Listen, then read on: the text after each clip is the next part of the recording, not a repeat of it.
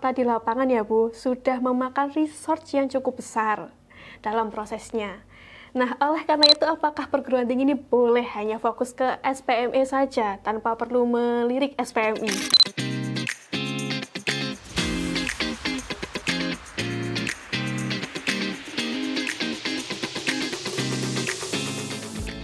Selamat datang Bapak Ibu di acara segmen Sevima Ngomik, Sevima Ngobrol Akademik.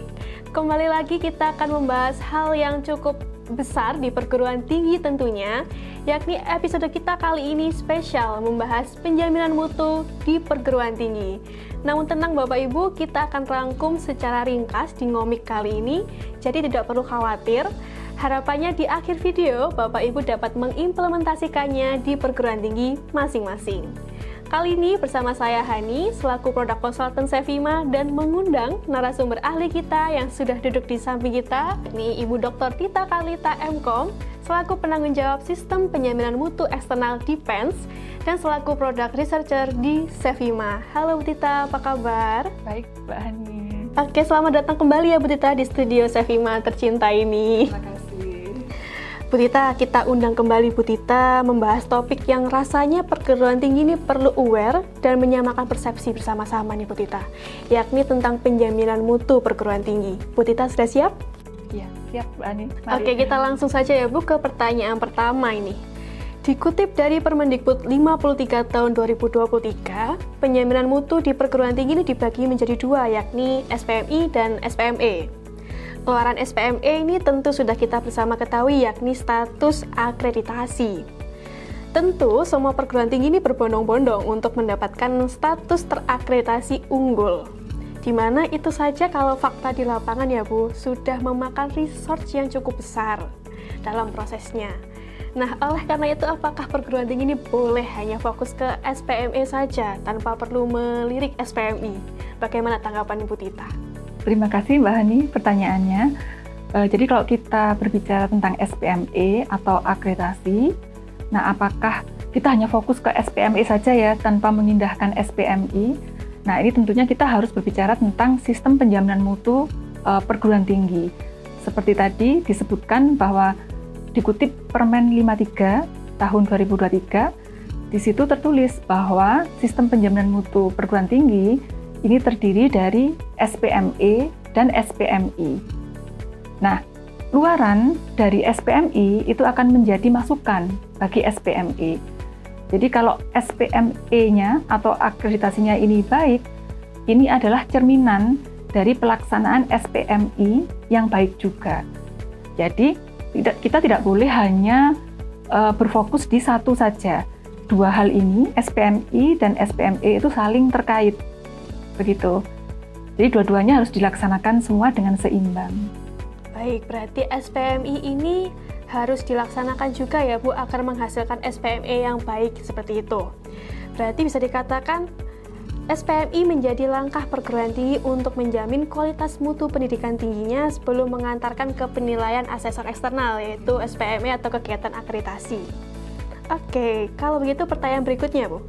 Baiknya untuk melakukan SPMI perguruan tinggi harus mulai sejak kapan sebelum SPME? Ya, baik. Jadi SPMI ini agak berbeda Mbak ya dengan SPME. Kalau SPME ini siklusnya ditentukan oleh eksternal. Nah, kalau untuk program studi ini 5 tahun siklusnya, kalau untuk program tinggi 8 tahun. Nah, kalau SPMI ini sifatnya adalah otonomi kampus. Jadi perguruan tinggi lah yang harus menetapkan sendiri untuk satu siklus SPMI ini durasinya berapa lama. Nah, dalam satu siklus SPMI ini terdiri dari PPEPP, penetapan, pelaksanaan, evaluasi, kemudian pengendalian, dan peningkatan terakhir. Nah, satu siklus SPMI ini kembali lagi tadi terserah kampus atau perguruan tinggi ini durasinya berapa lama dalam satu siklus.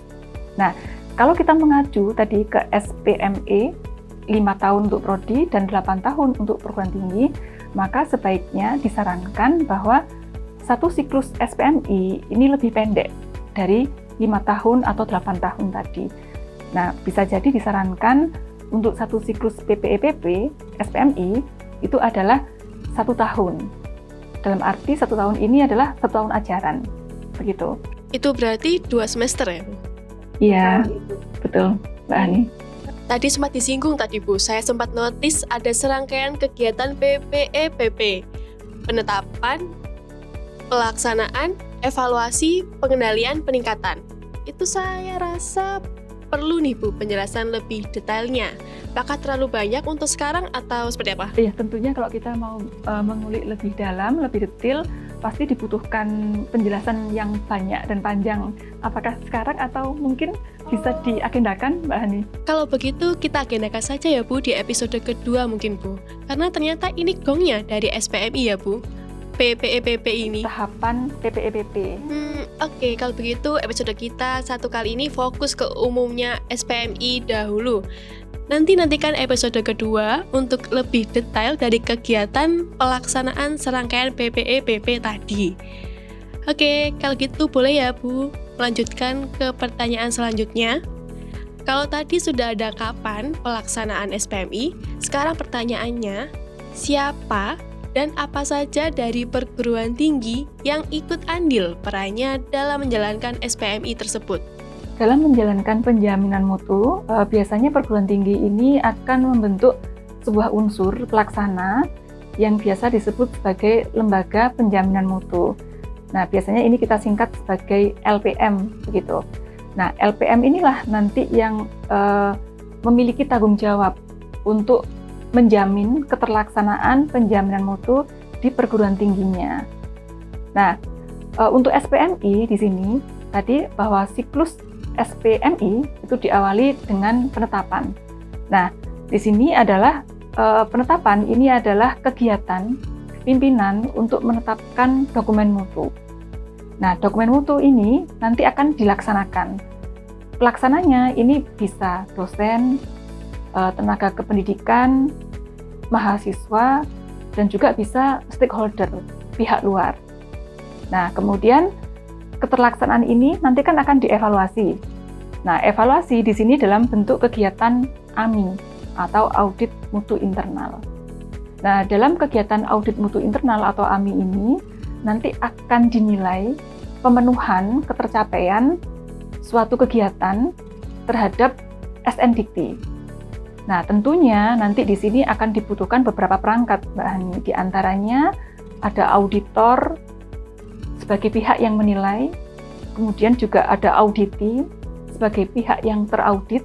Di sini bisa berupa program studi atau unit-unit, dan tentunya juga dibutuhkan instrumen perangkat untuk menilai keterlaksanaan dari suatu kegiatan yang meliputi biasanya kegiatan akademik dan non-akademik. Dan yang penting di sini bahwa semua kegiatan ini itu harus terdokumentasi. Begitu. Oke, berarti bisa disimpulkan nih untuk yang terlibat.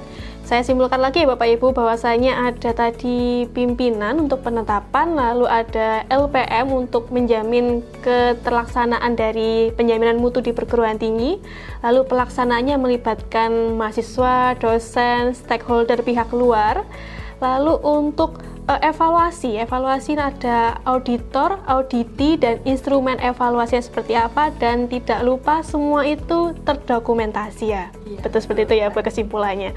Oke, berarti sudah clear dari kapan sampai siapa saja yang terlibat SPMI perguruan tinggi. Kalau gitu izin saya lanjut ke pertanyaan berikutnya ya Bu. Oke, berarti kalau bisa disimpulkan dari pertanyaan 1 sampai 3 ini SPMI sangat penting bagi perguruan tinggi ya Bu, ya, tidak kalah pentingnya dengan SPME. Kalau begitu, ini saya minta pengalaman dari Bu Tita selaku tim penjaminan mutu. Bagaimana saran Bu Tita supaya SPMI di perguruan tinggi ini bisa berjalan dengan baik dan sesuai dengan apa yang ditetapkan bersama-sama? Bagaimana menurut Ibu Tita? Dari pengalaman menjalankan SPMI dan SPMI ya, mengawal lebih tepatnya. Nah, di sini tentunya kita harus paham bahwa kegiatan penjaminan mutu ini suatu kegiatan yang saling berkaitan. Nah, terutama untuk SPMI tadi, kita tahu ada tahapan PPEPP.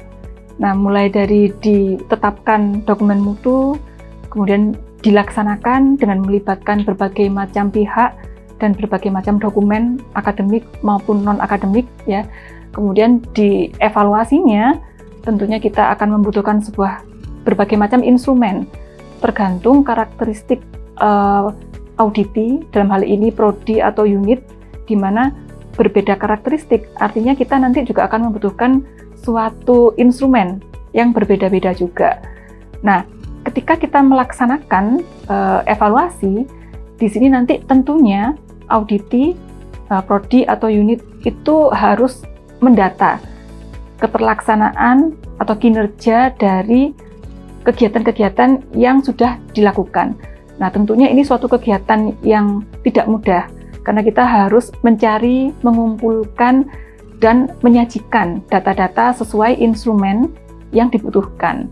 Nah, tentunya ini akan membutuhkan resource yang besar, baik waktu maupun tenaga, sehingga jika dibantu oleh sebuah sistem informasi yang bagus, yang sesuai dengan format SPMI yang ditentukan perguruan tingginya, tentunya akan sangat membantu, akan sangat bisa memotong waktu dan tenaga dari pihak-pihak pelaksana SPMI ini tentunya. Sistem informasi tadi membantu dari sisi apa, Bu? Apakah kalau konvensional ini kurang untuk SPMI?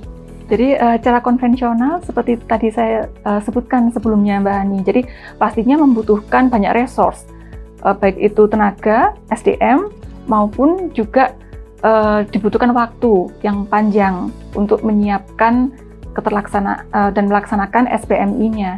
Nah, di sini tentunya kalau kita menggunakan sistem informasi yang terintegrasi dengan kegiatan akademik dan non-akademik, tentunya akan sangat membantu, karena capaian kinerja itu bisa kita dapatkan dari data-data historis, data-data transaksional dari kegiatan akademik dan non-akademik. Oke, berarti bisa disimpulkan sistem informasi yang diperlukan untuk membantu proses SPMI ini adalah sistem informasi yang terintegrasi dengan kegiatan akademik dan non-akademik, dan tentunya membantu pelaksanaan SPMI tadi ya, Bu ya, dari segi penetapan, pelaksanaan, hingga pendokumentasian tentunya ya, Bu ya. Oke, jadi Bapak Ibu bisa disimpulkan bahwasanya proses SPMI ini lebih afdol lagi kalau didukung dengan sistem informasi yang mendukung proses SPMI dari pelaksanaan hingga pendokumentasian. Poin plusnya apabila sistem informasi tersebut juga terintegrasi dengan kegiatan akademis maupun non-akademik, seperti itu. Nah, karena kita kali ini ada di segmen Sevima Ngomik, berarti nggak afdol rasanya kalau saya tidak pamer fitur dari Sevima Platform sudah mendukung proses dari SPMI itu tadi. Nah, bagaimana detailnya dan bagaimana prosesnya? Silakan bisa langsung hubungi kontak Sevima atau langsung komen pada video YouTube yang nanti tayang kali ini ya Bapak Ibu. Saya tunggu konsultasi dari Bapak Ibu sekalian. Oke, ngomong-ngomong tentang episode kita kali ini, berarti sudah terkuak bahwasanya SPMI ini tidak kalah pentingnya dengan SPME, jadi jangan melirik salah satu tapi keduanya harus kita laksanakan, karena tadi yang sempat Bu Tita sebutkan bahwasanya akreditasi yang baik merupakan cerminan dari pelaksanaan SPMI yang baik. Oke, saya ucapkan terima kasih Bu Tita sudah bersedia untuk mengisi episode pertama tentang SPMI ya Bu.